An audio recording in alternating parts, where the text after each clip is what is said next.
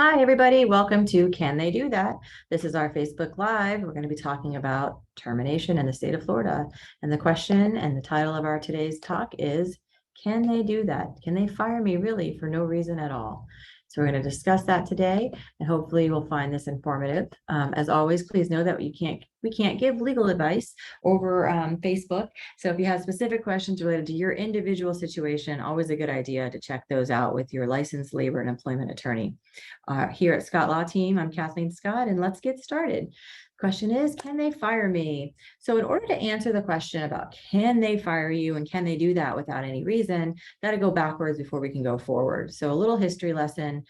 We hear two terms that kind of get thrown around a lot as it relates to the employment relationship. One is a right to work state, and the other is at-will employment.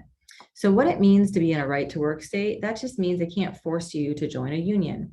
So that's one backdrop. The second backdrop to keep in mind is everyone is an at-will employee unless you have a written contract or an oral agreement to the contrary. So what does it mean to have at-will employment? That just means that either you, the employee, or the employer can decide to terminate the position or terminate the employment at any time, with or without notice, and with or without cause. So again, the exception to that rule, there's two of them. One is whether you have a contract for a specific duration and time. And that language is really important. And the second exception we'll spend a little bit of time going over is if you're subject to discrimination or retaliation. But let's talk first a little bit about the exception to the at-will doctrine that relates to whether you have a contract. Not all documents are the same. Contracts can be both written and oral, but in order for it to be an employment agreement that would take you outside of that at-will nature, in other words, take you into an arena where you would need cause for termination, you would have to have proof that you had a contract of employment for a specific duration and time. Those are the key words. So what about that offer letter you signed? Sounds like a contract, right? It tells you the dates that you're going to hire, the position that you're going to hold, the rates of pay. It might even say if you're getting commissions or that in a year you'll be making more. That's unless it tells you that you're going to have contract for 4 months, 10 months, or 10 years, it doesn't have a specific duration and time. And therefore, under Florida law, it might not constitute a contract. So that would mean the significance of that is if you don't have a contract for a specific duration of time, then you're an at-will employee and can be fired for any reason.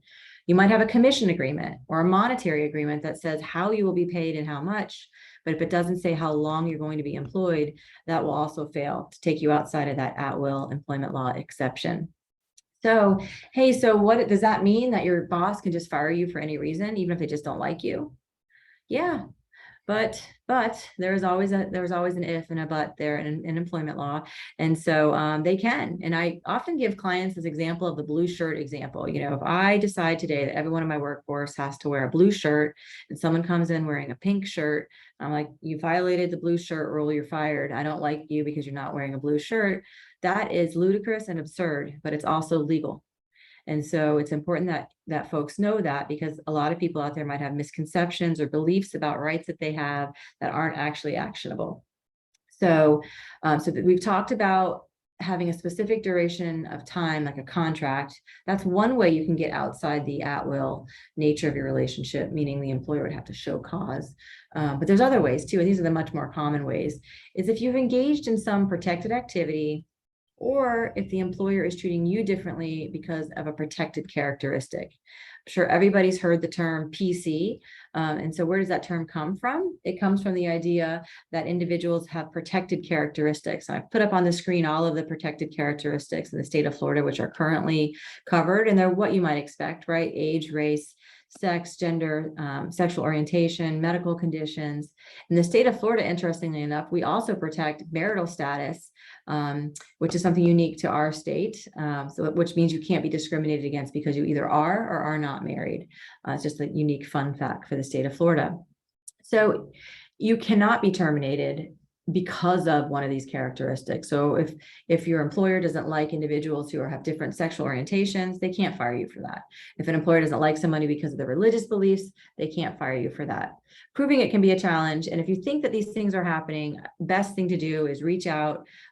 Even really before you go to HR is to reach out and find out your full understanding of your rights, because not all complaints are equal. And I'll tell you what I'm talking about in just a moment. So here are some examples of the way discrimination or retaliation can kind of act out. So, and there are just a handful of examples, and there are others. Have you been treated differently as it relates to your rate of pay? Have you been treated differently in terms of disciplinary actions or the opportunities to earn money or even overtime opportunities? We once represented a group of police officers, and when we looked at the records, we found out that individuals who are of color were receiving about 60% less opportunities to obtain overtime outside detail opportunities, which are very lucrative. And so we were able to bring a potential class action on behalf of those officers and collect for them the pay that they were owed. And so that's an example about overtime opportunities. Obviously, the big one that people know most commonly is termination, right? And so if you feel like other individuals are not being terminated for conduct that you've engaged in, you've been terminated, and they're in a different racial category or age or gender category, that's something to take a look at. Selective enforcement of policies is often one way how discrimination rears its ugly head. We had a case involving a large retail employer where we found out that, women were not getting the same opportunities to be promoted. And one way that the employer was doing that is by holding women accountable for the numbers in their departments, but men didn't have the same type of valuations or accountabilities in their department. So they never had any adverse actions in their personnel file. So when it came time for promotion, the men's files looked stronger, the females' files looked weaker. And that's one example of how discrimination can rear its ugly head. And so sometimes it's less overt, and it could be just a matter of feeling like you're being strictly scrutinized as compared to other workers. And these are just examples of the way individuals can feel discriminated against at work. So one way to protect yourself, I'm just going to jump ahead this slide, one way to protect yourself is to complain. And complaining is important because it triggers what we talked about a moment ago. It triggers the second bullet point on this slide, which is protected conduct. Keep in mind, all complaints are not equal. And so it's not enough just to go to HR and say, I feel mistreated, I feel bad, I think this person is getting preferential treatment. Preferential treatment is very different than discriminatory treatment. And that's the conversation that we could talk about probably for the next 50 minutes. But just the takeaway here is if you feel like there's some adverse employment actions that are happening to you and you have a concern that they might be happening because of your protected characteristics, the thing that you should consider doing to protect your rights and elevate your legal position, particularly if you're still employed, is to make a complaint. The best way to make a complaint that's actionable, that's good, that has all the right ingredients to bake that cake, is to go to your labor and employment attorney to get the information as to what needs to be in that complaint letter. There's nothing worse in complaining and then suffering a retaliation or being fired because of your complaint, and then finding out later that the complaint was insufficient and therefore you don't have a claim. So this is a really important issue. And so if you feel like you're being mistreated or you feel like there's some discrimination going on, definitely get some legal help and get some advice on how to craft that most perfect complaint letter that's going to work for you when you need it to, which is in the event, unfortunately, if you lose your job. So some things I wanted to kind of close out with, because in the thinking of, can they do that? What about, can they fire you because of your beliefs based on politics? Yeah, they probably can. It's an evolving area of law, but unless it reaches over into religious belief, which maybe after the recent Supreme Court case, there's an argument it could, but you can be fired for your beliefs about current events or for politics if it doesn't cross over into religion. Again, it's an evolving area of the law, and I can't give you specific legal advice in this particular Facebook Live, but if you want to reach out, we'll be happy to talk to you about the specifics of that. Also, some common questions I get, well, I've been fired and they didn't give me anything in writing, and that's not okay.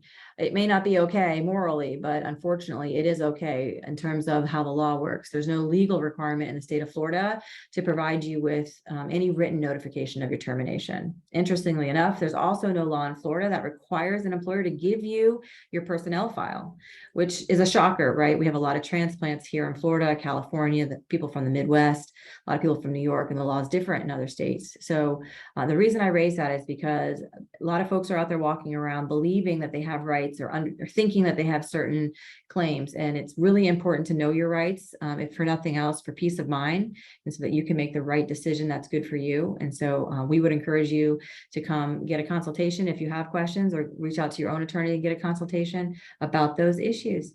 So I am just about out of the time we've allotted for the Facebook Live today. We'll take a look and see if there's any questions. Oh, I see there's one thought about salary here. So let me go ahead and address that. Good question. What if I'm paid a salary? Does that mean I never get overtime? And the answer is not necessarily. So thank you for that question. Being a salaried employee, that just means that you get a salary, but it has nothing to do with whether or not you're exempt or not exempt for overtime purposes. So it's possible if you're out there working over 40 hours a week and paid a salary, you might be entitled to additional compensation for those overtime hours. You can contact us for a free screening and a free consultation. I think that's the last question. Great. Okay, so I'm Cathleen Scott. We are part of Scott Law Team.